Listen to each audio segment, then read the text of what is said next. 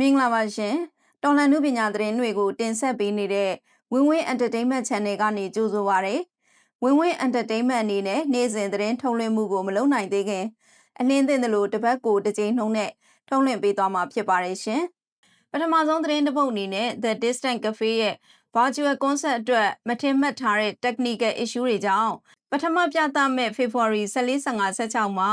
မပြသဖြစ်တော့ကြောင်းကြေညာခဲ့ပြီးဒီနေ့ February 21ရက်နေ့မှာစတင်ကြည့်နိုင်ပြီဖြစ်ပြီး February 28ရက်နေ့ထိစကြည့်တဲ့ရက်ကနေ3ရက်အတွင်းအချိန်ရေကန့်သက်မရှိကြည့်ရှုနေနိုင်ပြီလို့လည်းသိရပါတယ်။လက်မှတ်တွေကိုလည်း The Distant Cafe Page Messenger နဲ့ Sammy Bear Entertainment website မှာဆက်လက်ရောင်းချနေတယ်လို့အသိပေးထားပြီး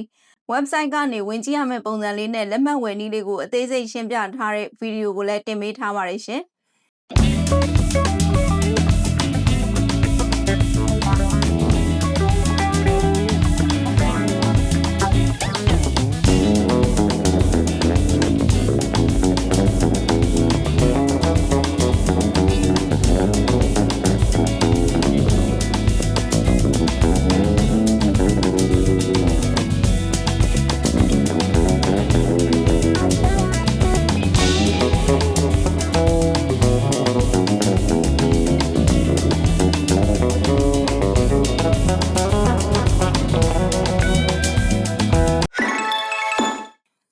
မင်းသားတောင်ကထိုင်းစီရီတစ်ခုရိုက်ကူးနေတဲ့သတင်းကိုတင်ဆက်ပေးပါမယ်ရှင်။မင်းသားတောင်ကထိုင်း PBS ရုပ်သံလိုင်းစီရီတစ်ခုရိုက်နေတယ်လို့ DVB နဲ့အင်တာဗျူးမှာပြောလိုက်ပါတယ်။ဒါအပြင်သူကိုယ်တိုင်ဒိုင်တာလို့ရိုက်ကူးထားတဲ့ရုပ်ရှင်ကားတကားကိုလည်းသူပရိသတ်တွေစီအခမဲ့ပြသဖို့စီစဉ်နေတယ်လို့လည်းပြောပါတယ်။ဟိုးရင်ကရိုက်ကူးခဲ့တဲ့ကြောက်ပြားမတီအေယာဝတီတို့ဆိုတဲ့မီနီဇလန်တွေကားမှာမြောက်ရီမင်းကြီးဦးစနဲ့လက်ရှိခေတ်မြန်မာလူငယ်တဦးအနေနဲ့တည်ဆောင်ခဲ့ပါတယ်။မကြသေးခင်ကပြသခဲ့တဲ့အိုမူကာရိမှာတော့မြန်မာတိုင်းသားလူမျိုးစုခေါင်းဆောင်ဖြစ်တည်ဆောင်ခဲ့ရတာဖြစ်ပြီး PBS နဲ့အခုရိုက်နေတဲ့စီးရီးမှာတော့ထိုင်းလူမျိုးအနေနဲ့တည်ဆောင်ရတာဖြစ်ပါတယ်။ဒီစီးရီးကိုဒီနှစ်ထဲမှာပဲပြသမယ်လို့ပြောပါတယ်။ဒေါင်းကအဲ့ဒီကာရိုက်တာနဲ့အတူဆုံးပြအောင်ကျွန်တော်စူးစမ်းခဲ့ပါတယ်။ကျွန်တော်ရဲ့စိတ်ပိုင်းဆိုင်ရာနဲ့မဆိုင်တဲ့ကာရိုက်တာတစ်ခုဖြစ်တဲ့အတွက်ကျွန်တော်တော်တော်လေးလာထားပါတယ်။လေးလာတဲ့နေရာမှာဘာသာစကားမှာပါနေတာကြတော့ကျွန်တော်အတွက်အများကြီးအမှတ်တရဖြစ်တယ်။ပညာရဲ့ပိုင်းလေးတွေလည်းပါတယ်ပေါ့လေ။ပညာရဲ့ပိုင်းတွေဆိုတာကျွန်တော်နဲ့မဆိုင်တဲ့ပညာရဲ့အပိုင်းတွေပေါ့နော်လို့ DVB ကိုပြောခဲ့ပါတယ်။ဆိုတော့လေးလာနေရာမှာဘာသာစကားပါနေတော့ကြတော့ကျွန်တော်တို့အများကြီးအမှတ်တရဖြစ်တယ်။ပြီးတော့နောက်တစ်ခုကပညာရဲ့ပိုင်းတွေပါတယ်ပေါ့နော်။ပညာရဲ့ပိုင်းတွေဆိုတော့အခြားကျွန်တော်နဲ့မဆိုင်တဲ့ပညာရဲ့ပိုင်းတွေပေါ့ကချင်မော်ရယ်လူလူအောင်ကရခိုင်က6လအောက်နိုးဆို့ရွယ်ကလေးငယ်တွေရဲ့နိုးမုံအာဟာရအတွက်ကျပ်သိန်း30ကိုအရွယ်ဆုံး Arakanese Ladies အဖွဲ့ကတဆင့်လှူဒန်းပေးခဲ့တယ်လို့အဲ့ဒီအဖွဲ့ရဲ့ Facebook page မှာတင်ထားပါတယ်။လူလူအောင်ကလည်းအဲ့ဒီ post ကိုဝေမျှပြီးတာလီစွာပါတမြေတဲကသွေးချင်းမောင်နှမတွေအတွက် KG ရဲ့မြစ်တာရေးကြီးတစ်ပေါင်းလို့ရေးထားတာကိုတွေ့ရှိရပါတယ်။ရခိုင်ပြည်နယ်မြို့နယ်16ခုမှာစစ်ဘေးကြောင့်ဒုက္ခရောက်နေကြရတဲ့တန်းနဲ့ချီတဲ့ပြည်သူတွေအတွက်အခုလိုအမှုပညာရှင်တွေရဲ့တဒတာပါဝင်မှုဟာကြီးမားတဲ့အင်အားတစ်ခုဖြစ်စေကြောင်းလူလူအောင်ရဲ့စိတ်စေတနာကိုအတိမတ်ပြုကြောင်းစသဖြင့်သတင်းများ post များမြောက်များစွာတွေ့ရှိနေရပါတယ်။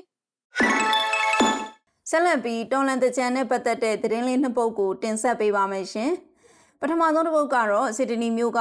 ຫນွေဦးအာမန်တော်လန်အငြိမ်ပွဲသတင်းဖြစ်ပါတယ်။ CRPH NUG Support Group NSW အဖွဲ့ကလာမယ့် April 16ရက်နေ့မှာຫນွေဦးအာမန်တော်လန်ငြိမ်ပွဲကို Grand Valley Town Hall မှာပြသမယ်လို့သိရှိရပါတယ်။တော်လန်ခရီး9နှစ်ကျော်လာတဲ့အခါထောက်ပို့ပြည်သူတွေပင်မနှွမ်းနယ်လာကြပါပြီ။အခုလိုပင်မနှွမ်းနယ်လာတဲ့ပြည်သူတွေပြန်လည်လန်းဆန်းပျော်ရွှင်ရီမောနိုင်ကြစေဖို့စေတနာနဲ့ CRPH NUG Support Group ကခါတိုင်းပွဲတွေနဲ့မတူထူးထူးခြားခြားတင်ဆက်လိုက်တာကတော့ຫນွေဦးအာမန်တော်လန်ငြိမ်အစီအစဉ်ဖြစ်ပါတယ်လို့သူတို့ရဲ့ page မှာရေးသားထားပါတယ်ရှင်။ဒီညိမ့်ပွဲမှာရုပ်ရှင်နဲ့မော်ဒယ်တရုတ်ဆောင်ထားထက်တဲ့နဲ့အတူစစ်တနီကမင်းသမီးအီဖြိုးလှိုင်နဲ့ထန်နန္နာတို့ကပါဝင်အားဖြည့်ကပြကြမှာဖြစ်တယ်လို့ပိုစတာမှာထည့်သွင်းထားပါတယ်။လူရှင်တော်တွေဖြစ်ကြတဲ့ဒေဒေမျိုးမျိုးချစ်ပီနဲ့ကိုစေတို့ကလည်းပြည်သက်တွေတဝါဝါတဟာဟာနဲ့ရီမောပွဲကြရမယ်ပြလုံးတွေနဲ့ဟရရရွှင်စေတိုက်ကျွေးမှာဖြစ်တယ်လို့လည်းသိရပါတယ်။စစ်တနီမျိုးကမြန်မာတန်တီဝိုင်းဖြစ်တဲ့ဂီတအလင်္ကာနဲ့အတူဒီငိမ်ပွဲကိုချိန်သေးစွာစီစဉ်တင်ဆက်ကြမှာဖြစ်ပါတယ် လက်မှတ်တွေကိုအော်စီဒေါ်လာ40နဲ့60ရန်2မျိုးရှိပြီးအသက်9နှစ်အောက်ကလေးငယ်တွေကိုတော့အခမဲ့ဖြစ်ပါတယ်။ဒီညိမ့်ပွဲကနေရရှိလာမယ့်ရမုံငွေအားလုံးကိုမြန်မာပြည်တွင်းမှာလိုအပ်နေတဲ့လူသားချင်းစာနာထောက်ထားမှုကူညီတွေဖြစ်ပေးပို့လှူဒန်းမှာဖြစ်တယ်လို့သိရှိရပါတယ်။စစ်တနီမျိုးကအငိမ့်မကြီးရတာကြာပြီဖြစ်တဲ့မိဘပြည်သူတွေအနေနဲ့အမောလဲပြေတော်လန်ရေးအတွက်တစ်ဖက်တစ်လမ်းကထောက်ပံ့ကူညီရာရောက်မှာဖြစ်တဲ့အတွက်လာရောက်အားပေးကြပါလို့ရေးသားနှိုးဆော်ထားပါတယ်။ NUG Supporting Japan ကဥဆောင်ကျင်းပမဲ့ຫນွေဥသက်ကြံဖျော်ဖြေကဏ္ဍမှာပါဝင်အားဖြည့်နိုင်ဖို့ဝါသနာရှင်တဲ့စပွန်ဆာတွေကိုဖိတ်ခေါ်နေပါတယ်။မြမရိုးရအတာတကြံကိုຫນွေဥတော်လှန်ရေးရမုံငွေပွဲဖြစ်မြမလူမျိုးတို့ရဲ့ယဉ်ကျေးမှုအစဉ်လာမြင့်မားမှုကိုတင်ဆက်ပြသနိုင်ဖို့ဂျပန်နိုင်ငံတိုကျိုမြို့ခိဘပန်းညံမှာ2026ခုနှစ်ဧပြီလ17ရက်နဲ့12ရက်စနေနေ့တနင်္ဂနွေနေ့တွေမှာ2ရက်တိုင်ကျင်းပပြုလုပ်သွားမှာပါ။ຫນွေဥသက်ကြံဖျော်ဖြေကဏ္ဍမှာပါဝင်ကြမဲ့ဂျပန်နိုင်ငံရောက်ဝါသနာရှင်တွေကိုအပိုင်း3ပိုင်းခွဲပြီးဖိတ်ခေါ်ထားပါတယ်။တကြံရင်းနဲ့တိုင်းသားရိုးရအကဖျော်ဖြေတင်ဆက်မှုတကြံတန်ကျက်နဲ့တော်လှန်ရေးအတွက်ခွန်အားဖြစ်စေမဲ့လှုံ့ဆော်မှုတွေနဲ့ခေပေါ်တိကိတာအစီအစဉ်တို့ဖြစ်ပါတယ်။ပါဝင်လိုကြတဲ့ဝါသနာရှင်တွေဟာဖေဖော်ဝါရီ18ရက်ကနေ22ရက်နေ့တွင်ဆက်သွယ်စာရင်းပေးသွင်းနိုင်တယ်လို့သိရှိရပါတယ်။ဒါအပြင်ຫນွေဥသက်ကြံ2026ကိုမြမရိုးရရင်ကျေးမှုစင်လာတိုင်းစီကားအတိုင်းမြိုင်စွာကျင်းပနိုင်ဖို့စပွန်ဆာတွေနဲ့စေနာလျောက်မတီငွေလှူဒန်းလိုတဲ့လူပုဂ္ဂိုလ်တွေဒါမှမဟုတ်အဖွဲ့အစည်းတွေကိုလည်းဖိတ်ခေါ်နေပါတယ်။ဆိုင်ငန်းဖွင့်လို့သူတွေလည်းစာရင်းပေးသွင်းနိုင်ပြီဖြစ်တယ်လို့ကြေညာထားတာကိုတွေ့ရှိရပါတယ်။အမျိုးသားညီညွတ်ရေးအစိုးရဂျပန်နိုင်ငံဆိုင်ရာကိုယ်စားလှယ်ရုံးနဲ့ဂျပန်နိုင်ငံရောက်မြန်မာနိုင်ငံသားများဒီမိုကရေစီအင်အားစုတွေအထူးတကွပူးပေါင်းကျင်းပတာဖြစ်တယ်လို့သိရှိရပါတယ်ရှင်။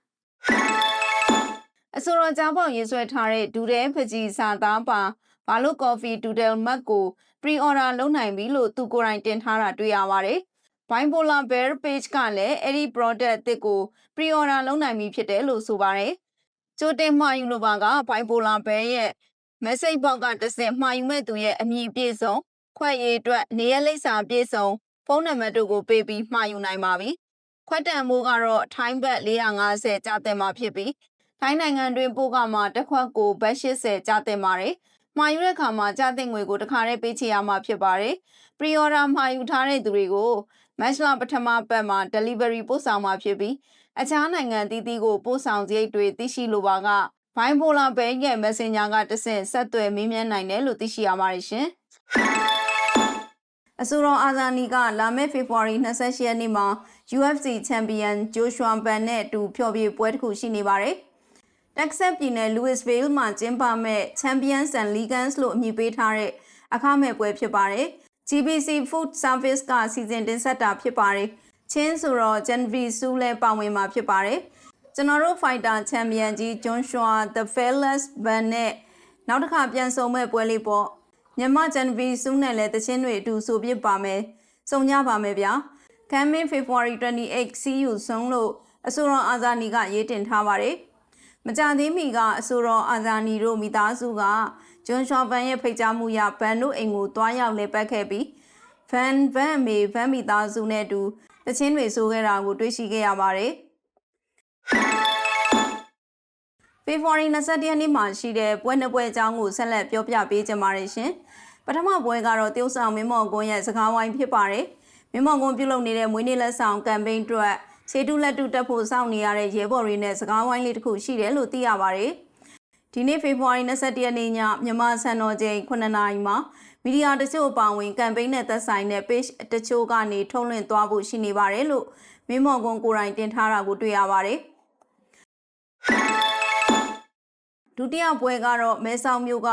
Karan King Mukata and Bar မှာကျင်းပမဲ့ Rhythm of Release ဆိုတဲ့ဂီတဖျော်ဖြေပွဲအကြောင်းဖြစ်ပါတယ်။ဖေဖော်ဝါရီလ21ရက်နေ့ညနေ6:00နာရီမှာမဲဆောက်မြို့က Karan King Mukata and Bar မှာ Rhythm for Relief ဆိုတဲ့ဂီတဖျော်ဖြေပွဲကျင်းပမယ်လို့သိရှိရပါတယ်။အဆိုတော်ကောင်းကောင်းစောလာထော်ဝါနဲ့စောပလက်တို့ကတီဆိုဖျော်ဖြေမှာဖြစ်ပါတယ်။299ဘတ်နဲ့အဆိုတော်တွေရဲ့တီဆိုဖျော်ဖြေမှုကိုအားပေးနိုင်မှာဖြစ်တယ်လို့ဘီယာတစ်ခွက်နဲ့အစားအသောက်ဘူဖေးစားနိုင်မှာဖြစ်ပြီးဘီယာမတောက်သူတွေအတွက်အချိုရည်နဲ့ကော်ဖီစီစဉ်ပေးထားကြောင်းလည်းသိရှိရပါတယ်။ရရှိလာတဲ့အမြတ်စွန်းတဲ့လူငွေတွေကိုစစ်ဆောင်ပြည်သူတွေအတွက်ကူညီလှူဒန်းသွားမှာဖြစ်တယ်လို့အဆိုတော်ကောင်းကောင်းကလူမှုကွန်ရက်မှာပြောထားပါတယ်။အငယ်ဆုံးသောသူတွေအတွက်မင်းရဲ့ပေးဆက်မှုက ဒီ21ရာစုမှာတမိုင်းတစ်ခုအနေနဲ့ခြံခဲ့နိုင်ဖို့ဖေဖော်ဝါရီ21မှာဆက်အရောက်လှမ်းခဲ့ပါတငယ်ချင်းလို့သူ့ရဲ့လူမှုကွန်ရက်စာမျက်နှာမှာရေးသားထားပါတယ်။ဒါအပြင်လာရောက်အားပေးတဲ့သူတွေကိုဂီတာတစ်လုံး 21cm မျက်မှန်နဲ့ရှမ်ပိန်တစ်လုံးကန်ဆန်းမဲနှိုက်ပေးမယ်လို့လည်းသူကဆိုပါတယ်။ဆက်လျှောက်ချေးတွေထုတ်လုပ်နေတဲ့ကိုကြီးကန်းခေါ်ကိုကောင်းကောင်းကလည်းသူ့ရဲ့ဆက်လျှောက်ချေးတွေကိုရောင်းချသွားမှဖြစ်လို့လာရောက်ခဲ့ဖို့ဖိတ်ခေါ်ထားပါတယ်။ဒီနေ့မဲဆောက်မြို့မှာရှိတဲ့ Karan King Mukata and Bar မှာပြုလုပ်သွားမဲ့ Rhythm for Relief ဆိုတဲ့ပွဲလေးမှာဆက်လျှောက်ချေးတွေကိုလည်းရောင်းချသွားမှဖြစ်လို့လာရောက်ခဲ့ဖို့ဖိတ်ခေါ်ပါရစေခင်ဗျာလို့သူ့ရဲ့ Facebook စာမျက်နှာမှာရေးသားထားပါတယ်ရှင်။